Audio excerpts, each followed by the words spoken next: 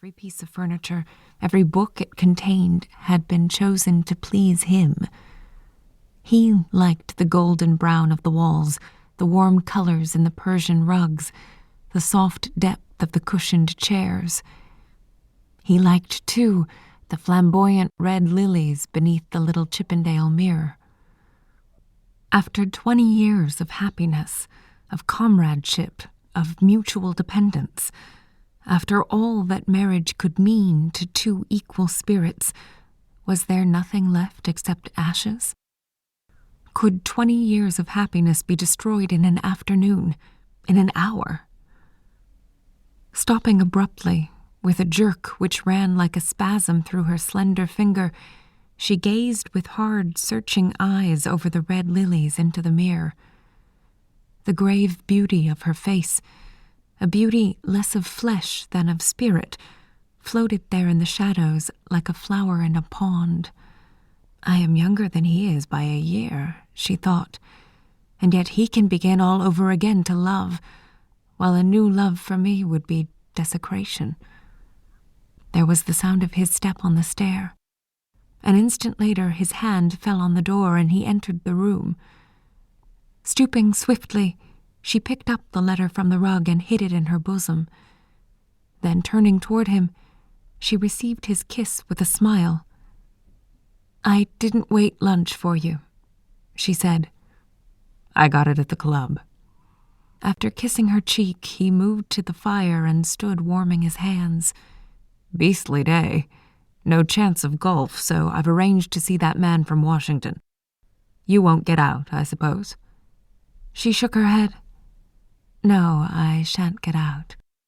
Did he know, she wondered, that this woman had written to her? Did he suspect that the letter lay now in her bosom? He had brought the smell of rain, the taste of dampness with him into the room, and this air of the outer world enveloped him while he stood there, genial, robust, superbly vital, clothed in his sanguine temperament as in the healthy red and white of his flesh. Still boyish at 45, he had that look of perennial innocence which some men carry untarnished through the most enlightening experiences. Even his mustache and his sharply jutting chin could not disguise the softness that always hovered about his mouth, where, she noticed now, with her piercing scrutiny, the muscles were growing lax. Strange that she had never seen this until she discovered that George loved another woman. The thought dashed into her mind that she knew him in reality no better than if she had lived with a stranger for 20 years. Yet, until a few hours ago, she would have said, had anyone asked her, that their marriage was as perfect as any mating between a man and a woman could be in this imperfect world. "You're wise. The wind's still in the east, and there's no chance, I'm afraid, of a change." He hesitated an instant, stared approvingly at the red lilies, and remarked abruptly, "Nice color." "You always liked red." Her mouth lost its softness. "And I was pale even as a girl." His genial gaze swept her face. "Oh, well, there's red and red, you know. Some cheeks look best pale." Without replying to his words, she sat looking up at him while her thoughts, escaping her control, flew from the warm room out into the rough autumn weather.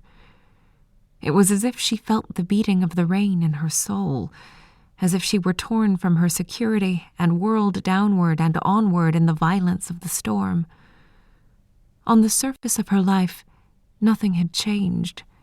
The fire still burned. The lights and shadows still flickered over the Persian rugs. Her husband still stood there, looking down on her through the cloudless blue of his eyes. But the real Margaret, the vital part of her, was hidden far away in that deep place where the seeds of mysterious impulses and formless desires lie buried. She knew that there were secrets within herself which she had never acknowledged in her own thoughts, that there were unexpressed longings which had never taken shape even in her imagination, somewhere beneath the civilization of the ages.